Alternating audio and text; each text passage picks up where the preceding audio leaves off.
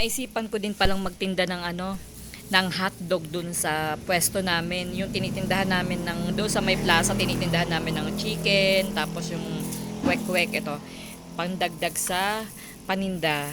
Kasi sayang kasi yung pwesto pag hindi dinagdagan Ang bayad kasi namin doon ay isang metro ay 1,000, 10 days. Bali 2 metro, 2,000. Kasi kaya ganun. Kasi nga maraming tao ngayon dahil magpipiesta. Kaya sulit naman. Ito, itutuhog ko siya dito. Yan, itutuhog ko siya dito.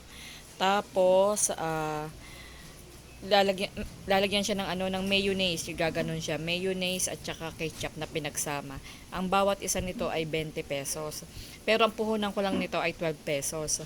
Kaya lang syempre niluto mo tapos may mayonnaise, may ibebenta mo. Yan, kaya may 8 pesos na akong tubo. Yan. Marami na to nandoon na sa iba. Yung mga kasama niya nandoon na, ito pahabol ko lang kasi naubusan daw.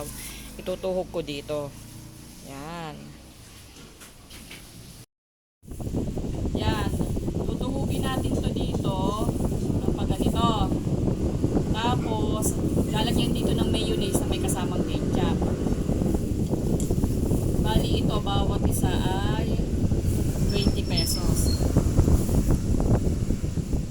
Magalaw.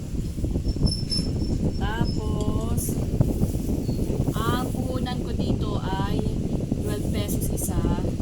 Kaya may 8 pesos na ako. Kailangan magdagdag